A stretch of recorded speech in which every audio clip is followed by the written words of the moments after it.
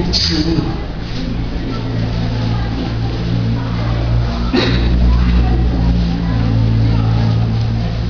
Dentro do capítulo mencionado, nós iremos tomar por base apenas o versículo de número 23.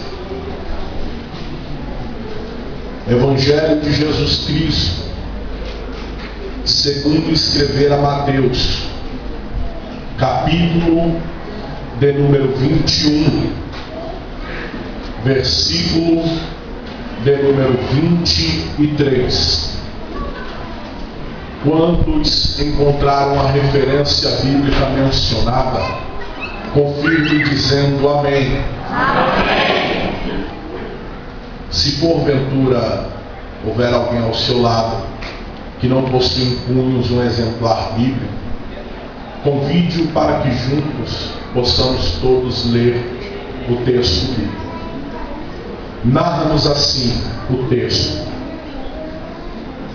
e chegando ao templo, acercaram-se dele, estando já ensinando os príncipes dos sacerdotes e os anciãos do povo, dizendo: com que autoridade fazes isto?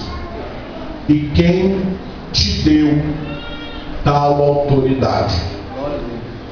Amém? Amém. Irmãos, nós já iremos entrar na palavra do Senhor. O vosso pastor permitiu-me estar apresentando alguns trabalhos meus que eu estou aqui. Eu trouxe, melhor dizendo, 3 temas de mensagem. E todos estes 3 temas foram gravados ali na sede do setor onde eu sirvo ao Senhor.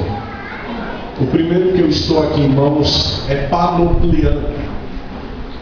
Esse trabalho fora gravado no 29º encontro da UMADJAC, que é a festa geral de mocidade do nosso setor.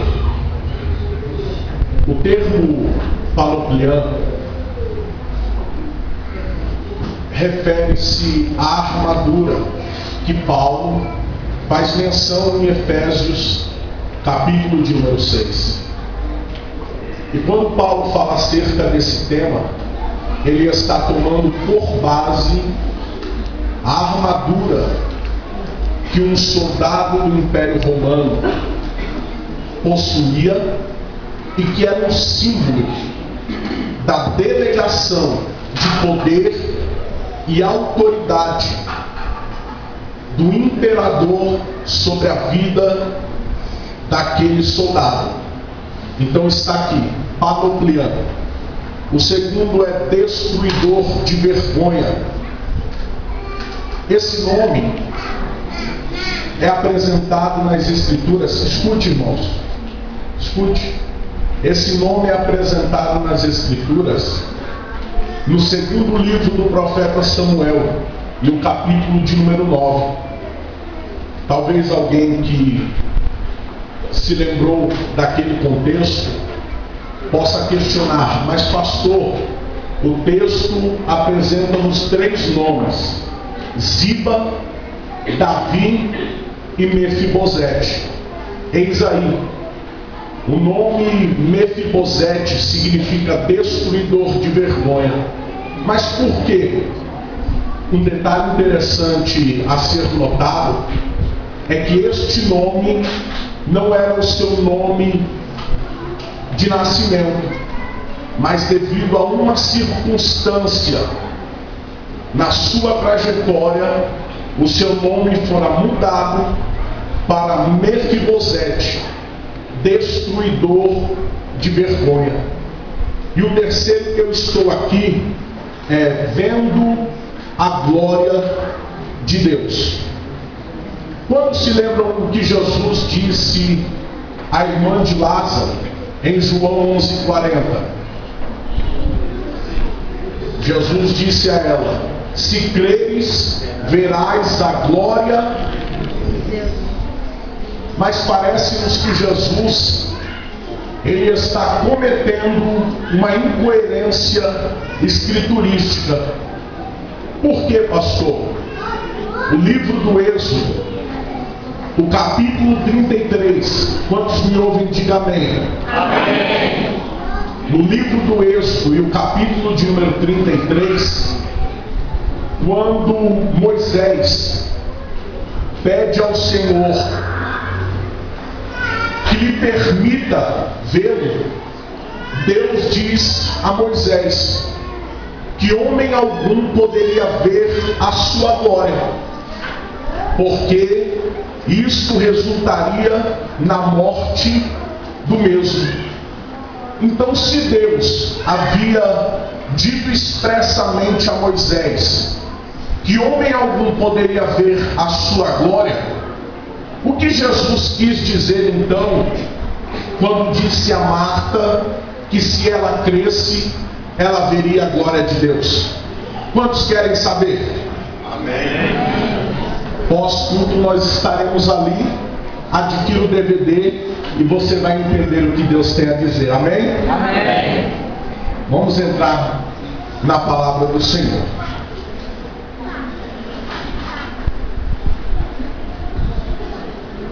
O texto que nós abordamos e fizemos questão de mencioná-lo e utilizá-lo como base do nosso sermão, Mateus, ele registra um questionamento. Percebam que o texto e a sua narrativa, Mateus, ele vai nos informar que, dado o acontecimento, estava Jesus no templo e muitos acercaram-se de Jesus para que pudessem ouvir os ensinamentos que Jesus lhes ministrava. Quando Jesus estava ministrando tais ensinamentos, Mateus, ele nos informa que Jesus foi envolto pelas lideranças religiosas da sua época. Entendamos que a liderança religiosa em Israel, dentro deste contexto, está se referindo ao Sinédrio, pois era do Sinédrio que se tinha todo o controle sobre a religião em Israel. Mas Mateus, ele apresenta-nos dois grupos. O primeiro grupo, ele informa-nos que eram os príncipes dos sacerdotes. E o segundo grupo que Mateus informa-nos eram os anciãos do povo. Quando estes chegaram ao templo, envolveram Jesus e o viram ministrar, através desta atitude, e não apenas desta atitude, mas de todo um contexto de atitudes, ao verem tais atitudes, eles indagam a Jesus, eles questionam a Jesus. E o questionamento era o seguinte: primeiro, com que autoridade fazes isso? Segundo, quem te deu tal autoridade? E é sobre isso que eu quero falar com os irmãos nesta noite, baseado no seguinte tema: autoridade para esta geração. Tomando a vida e o ministério de Jesus dentro deste acontecimento, nós iremos entender o cunho desta autoridade. Nós iremos entender a importância de tal autoridade. Entendamos que o termo autoridade significa poder, e ambos têm a mesma definição, ou ambos são semelhantes em seus significados. Jesus, ele fora questionado acerca da sua autoridade. Conforme eu havia vos dito, o capítulo de número 21, ele vai nos informar alguns acontecimentos que motivaram as lideranças religiosas questionarem Jesus acerca da sua autoridade, tendo em vista que, quando estes questionam a Jesus com que autoridade ele fazia tais coisas e quem lhe concedera tal autoridade, estes estavam recorrendo aos conceitos rabínicos que ensinava que para alguém ter autoridade para operar tais coisas e para ensinar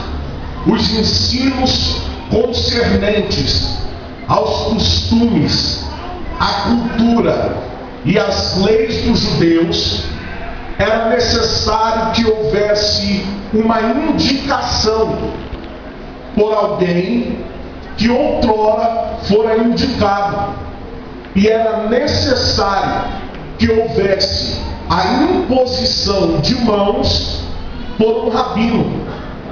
Então eles estavam querendo, em outras palavras, descobrir qual era as credenciais que Jesus possuía, quem lhe concedera tais credenciais.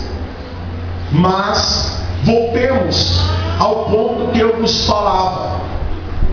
O capítulo de número 21, ele vai nos mostrar alguns acontecimentos que motivam os líderes religiosos questionarem Jesus acerca da sua autoridade. Mas não apenas são acontecimentos que geram um questionamento por parte das lideranças religiosas acerca da autoridade de Jesus. Todos estes acontecimentos, eles trazem a evidência messiânica, ou seja, todos estes fatos narrados, eles comprovam que Jesus era o Messias prometido de Deus a Israel. O primeiro acontecimento está descrito no capítulo 21, do versículo 1 ao versículo de número 11, quando em um domingo, tendo em vista que estes registros relatam a semana que culminaria com a crucificação de Jesus. Então, o primeiro acontecimento que traz a evidência messiânica e que gera o questionamento acerca da autoridade de Jesus é quando Jesus adentra as ruas de Jerusalém montado em um jumentinho, filha de jumenta. E o interessante é que quando Jesus assim o faz, é para que se cumprisse a profecia tanto de Isaías quanto de Zacarias, quando ambos, movidos pelo Espírito, diziam que o rei de Israel viria montado em uma jumentinha, filha de jumenta, e seria um homem humilde. Mas, pastor, por que este primeiro acontecimento, além de trazer a evidência messiânica, gera o questionamento por parte das lideranças religiosas? Era costume e tradição entre os judeus que todas as vezes que um rei haveria de ser entronizado, pegava-se uma jumentinha, colocava-se o rei em cima e passaria-se pelas ruas proclamando a todos: viva o rei! Quer ver um exemplo? Primeiro livro dos Reis, capítulo de número 1 e o capítulo de número 2. Quando Davi, em idade avançada, e Adonias tenta usurpar o trono. Irmãos, preste atenção, por favor. Preste atenção. Adonias tenta usurpar o trono de Salomão. Davi ordena que Natã, seu conselheiro e profeta, e o sacerdote descessem ao vale de Gion e o ungisse Salomão como rei em Israel, e posterior a isso o montassem em uma jumentinha e andassem pelas ruas de Jerusalém, dizendo: viva o rei Salomão. E o interessante é que no pacto ou na bênção que Jacó delegara aos seus filhos, quando Jacó ele delega a sua bênção a Judá, o texto bíblico vai nos informar que ele diz o seguinte: que Judá era um leão e que o cetro estaria para sempre na casa de Judá, e que os seus irmãos o serviriam. Quando Jacó ele delega tal bênção a Judá, ele estava dizendo profeticamente que todos os reis de Israel, culminando no Messias, haveriam de vir da casa de Judá. E dentre os filhos de Judá, no primeiro livro do profeta Samuel e o capítulo 16, a Bíblia informa-nos que Deus escolhe a Davi, e posterior à sua escolha e à sua entronização plena, Deus estabelece com Davi um pacto de sal. Sal é símbolo permanente, algo duradouro, que não se corrompe. Sal é símbolo para preservação. Então Deus estava dizendo que preservaria a casa de Davi, e que da linhagem de Davi haveria de escolher um rei, e que este seria o Messias. E o mais interessante, o que comprova que Jesus não apenas era o Messias, mas que obrigatoriamente, como Messias, ele veio da linhagem de Judá, é que o evangelista Marcos, no capítulo de número 10 e o versículo de número 47, ele registra-nos que Jesus, passando pela cidade amaldiçoada de Jericó, Jesus depara-se com um cego. Deixa eu abrir um parênteses. Há muitos que dizem que o nome daquele cego era Bartimeu, mas eu vou te explicar. Quando em Mateus 16, Jesus ordena que os seus discípulos fossem às cidades vizinhas e fizessem um censo para que soubesse quem aquele povo dizia ser o Filho do Homem. E estes voltaram dizendo: tu és. Uns dizem que o Senhor é Elias, outros dizem que o Senhor é Jeremias, uns dizem que o Senhor é João Batista, e alguns até mesmo afirmam que o Senhor é um dos profetas. Então Jesus inverte o destinatário. Ele pergunta aos seus discípulos: e para vós, quem sou eu? O texto informa-nos que Pedro, inspirado pelo Espírito, responde: tu és o Messias, o Cristo, o Filho do Deus vivo.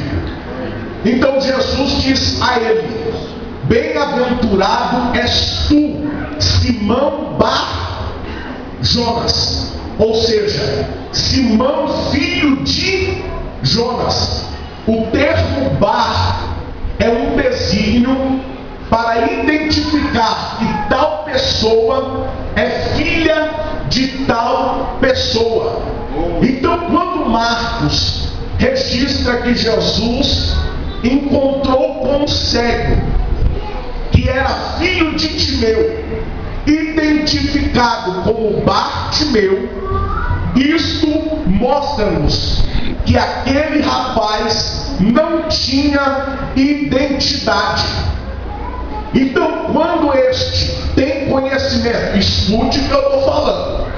Quando este tem conhecimento que Jesus está passando, ele começa a clamar em alta voz, dizendo: Jesus, filho de Davi, tem misericórdia de mim. Então o texto vai nos mostrar que algumas pessoas que ali estavam começaram a dizer: cale-se, fique em silêncio, cale a sua boca. E alguns afirmam que estas pessoas ordenaram que ele se calasse porque estava incomodando Jesus. Mas é totalmente ao contrário. Se havia alguém que estava incomodado pelo teor da adoração daquele cego, eram estas pessoas. Porque quando ele refere-se a Jesus como filho de Davi, em outras palavras, ele estava dizendo: ainda que as lideranças religiosas não aceitem, mas este homem que escolheu pescadores, que andou no meio de pecadores, é ele o prometido de Deus a Israel. Você não entendeu? Eu vou te explicar. Sabe por que aquelas pessoas, mesmo tendo visão, não conseguiram ver aquilo que o cego que não tem visão conseguia ver? É porque os olhos da religião impedem o ser humano de ver Jesus em sua plenitude. Mas o olhar de um necessitado, o olhar de um sofrido, o olhar de um amargurado, daquele que não se preocupa com protocolos, este consegue ver Jesus. E quando este reconhece a Jesus, Jesus fala: pode tirar a capa, porque a sua visão está sendo restaurada. Você sabe o que eu estou dizendo aqui nesta noite? Eu estou informando que se nós viemos aqui para querer ver Jesus dentro da ótica da religião, nós vamos sair daqui da mesma forma que entramos. Mas se nós viemos aqui no intento de adorar, no intento de exaltar, com o olhar de necessitado, pode se preparar, porque o milagre vai acontecer. Você pode adorar, então levante a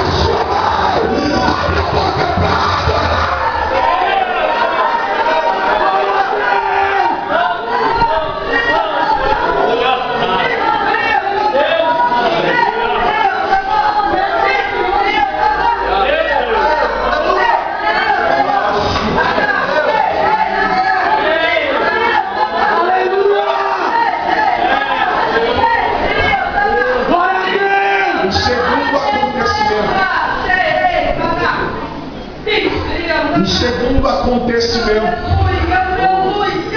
que gera a indagação dos líderes religiosos acerca da autoridade de Jesus, e este também traz a segunda evidência messiânica, é quando Jesus purifica o templo.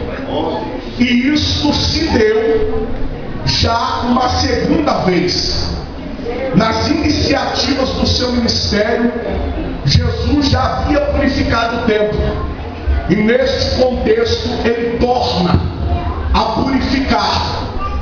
E quando Jesus assim o faz, ele não apenas quebra a negociata que estavam fazendo na casa de Deus, mas ele perturba a paz que supostamente haviam nas cortes do templo.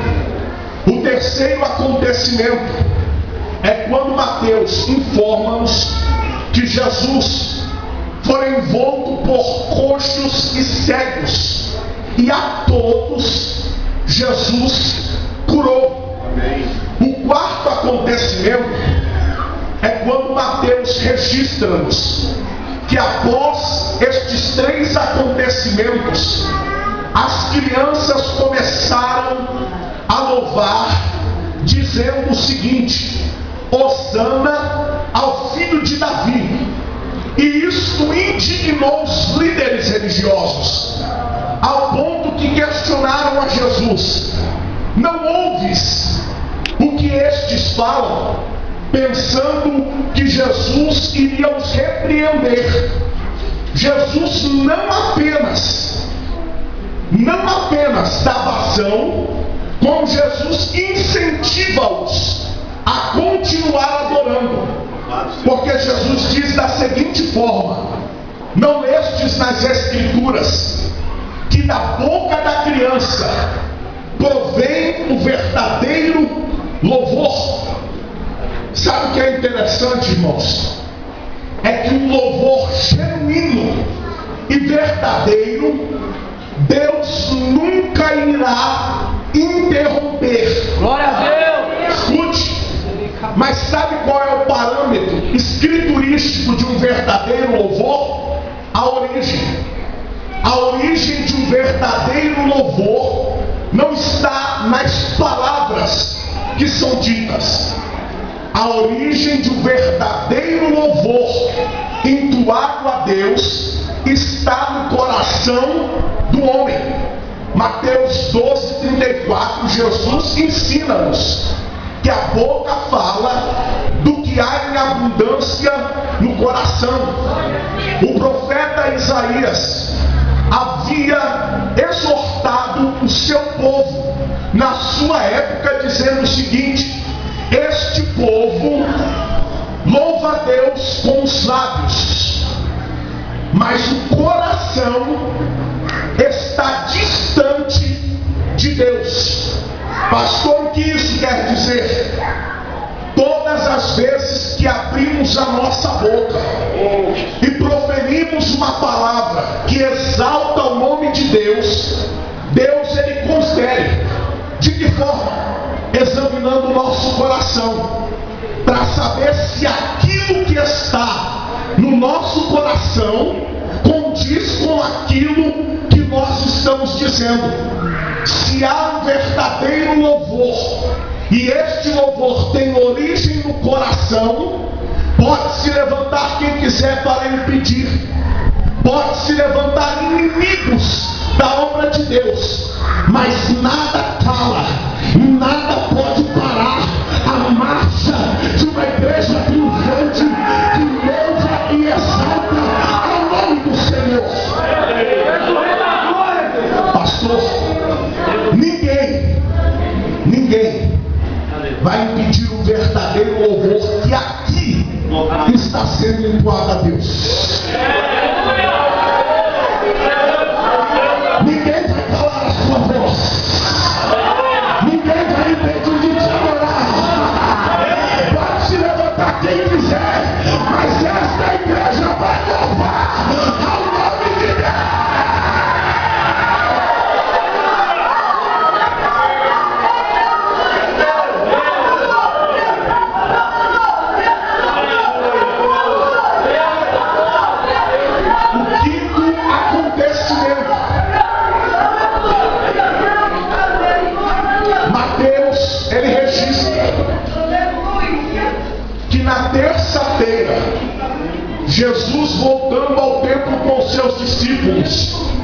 ele teve fome. E Mateus registra que Jesus avistou uma figueira. E Mateus é tão preciso na sua narrativa que ele faz questão de nos informar que havia muitas folhas naquela figueira. Mas o texto informa-nos que Cristo, estando com fome, quando chegou perto daquela figueira, não havia nada, não havia frutos, senão folhas. E é a única vez, que nós vamos ver Jesus amaldiçoar ao invés de abençoar. Jesus amaldiçoou essa figueira. Vamos entender. Marcos, na sua narrativa do mesmo acontecimento, ele faz questão de registrar que não era a época dos figos serem produzidos. Mas pastor, se não era a época, logo não haveria fruto. Por que Jesus então amaldiçoou? Escute, esse tipo de figueira era uma espécie que, antes de brotarem as folhas, ela produzia um único fruto, prematuro, porém comestível. Mas quando a figueira produzia este fruto prematuro e comestível, posterior nasciam-se as folhas. Mas este fruto era a evidência de que quando chegasse o tempo daquela figueira produzir, seria próspera a colheita.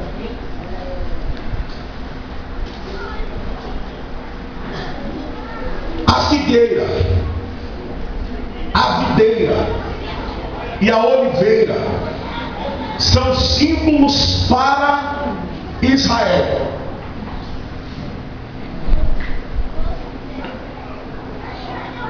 E esta figueira, ela apresentava a condição espiritual de Israel. Muita folha e nenhuma evidência de fruto.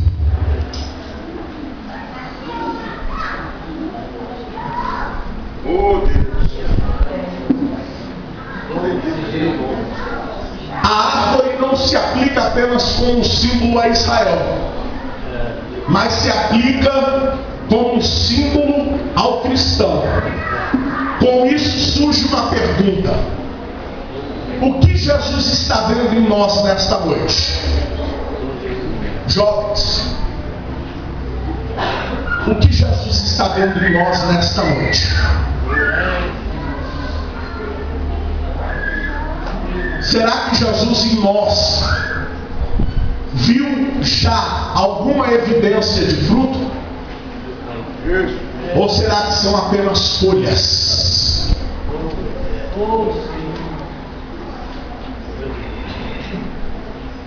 E não há vergonha maior para uma figueira do que não produzir figo. Esta geração precisa entender que a primazia de Deus é o seu interior. O avivamento é no interior. A regeneração é no interior. A unção é no interior. A autoridade é no interior. Pastor, o que o Senhor quer dizer com isso? Eu estou dizendo que em primeiro plano devemos nos preocupar com o interior e nos preocupar em, no mínimo, trazer a evidência de fruto. E eu acredito piamente, pastor, piamente, que quando chegar o tempo da colheita, essas árvores darão frutos abundantes. Dessa geração, Deus levantará pastores a essa nação brasileira. Você não está entendendo o que Deus está falando, não, irmão? Dessa geração, Deus levantará pregadores a essa nação. Dessa geração, Deus levantará missionários e missionárias. O que basta é apenas a evidência. O que basta é apenas um sinal. E nesta noite, Jesus, Ele está olhando para nós. E se preocupe e entenda que se Ele encontrar a evidência, mais cedo ou mais tarde, a colheita será prosperada e afrontosa. Você acredita nisso? Você acredita? Então levante a mão isso.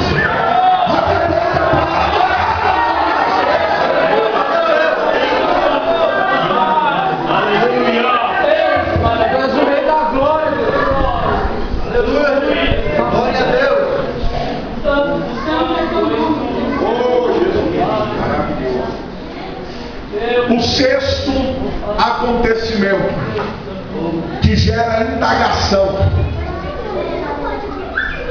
mas que traz a evidência messiânica, é o fato de Jesus estar ensinando. O que Jesus estava ensinando no templo, que Mateus registra, é conhecido para os judeus como halachá, que é o corpo, o coletivo de costumes, de cultura e das leis. Mas Jesus, Ele não estava apenas ensinando, Ele estava decidindo questões concernentes ao halachá. Então, quando eles veem todos estes 6 acontecimentos, eles questionam a Jesus. O questionamento, eu já vou encerrar, irmãos. O questionamento se dá em 3 aspectos. O primeiro aspecto do questionamento era o seguinte: com que tipo de autoridade vocês fazem ou você faz tais coisas? O segundo aspecto: com que tipo de autoridade você perturba a paz nas cortes do templo? O terceiro aspecto: quem te deu tal autoridade para que possamos nós também ir até ele e questioná-lo? Mas sabe por que estes nunca iriam reconhecer e entender a autoridade de Jesus? Eu vou te explicar. O apóstolo Paulo, escrevendo a primeira carta aos Coríntios, capítulo 2, verso 14 e 15, no verso 14, ele diz que o homem natural não compreende as coisas do Espírito, porque ele parece loucura, mas o espiritual a tudo discerne, e por ninguém é discernido. Estes jamais, escute, olhe para cá, estes jamais iriam reconhecer ou aceitar a autoridade de Jesus. Sabe por quê? Primeiro, a autoridade de Jesus não era terrena. Desse jeito. Pastor, qual é a origem da autoridade de Jesus? O Evangelho segundo escreveu João, capítulo 19, versículo 10 e 11. Quando Jesus estava sendo julgado por Pôncio Pilatos, o governador disse a ele: homem, não sabes tu que eu tenho autoridade para mandar lhe soltar ou para mandar-lhe crucificar. Aí Jesus apresenta a Pôncio Pilato a origem da sua autoridade. Ele diz no verso 11: não sabes tu que não há ninguém nesta terra que tenha autoridade se do céu não lhe for dada? Pastor, o que o Senhor quer dizer com isso? Eu quero dizer que a autoridade que esta geração necessita não é autoridade terrena, não é autoridade baseada dentro dos parâmetros humanos, mas a autoridade que esta geração necessita para ser um diferencial e para cumprir aquilo para o qual Deus os vocacionou, ela tem origem nos céus. Pastor, e como eu faço para receber tal autoridade? O apóstolo Paulo, escrevendo aos Colossenses, capítulo 3, verso 1, ele diz: já que ressuscitaste com Cristo, buscai as coisas que são do alto. Aleluia. Jesus disse em Mateus 6,33: buscai em primeiro lugar o reino de Deus e a sua justiça. Deixa eu aproveitar o ensejo. Amanhã muitos de vocês vão fazer o Enem. Tem que buscar? Tem que se formar? Tem. Mas não adianta nada buscar todas estas coisas e se esquecer de buscar o reino de Deus. Esta geração precisa entender que nós só seremos um diferencial a partir do momento que nós buscarmos as coisas que vêm do céu, que vêm do alto, que vêm de cima. Escute, geração, o microfone é passageiro, mas o céu é eterno. Aleluia. O púlpito é passageiro, mas o céu é eterno. O nome na capa de um CD é passageiro, mas o céu é eterno. Então esta geração tem que buscar a autoridade do céu.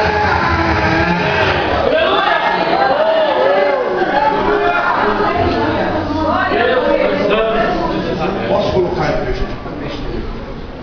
Vamos estar em pé.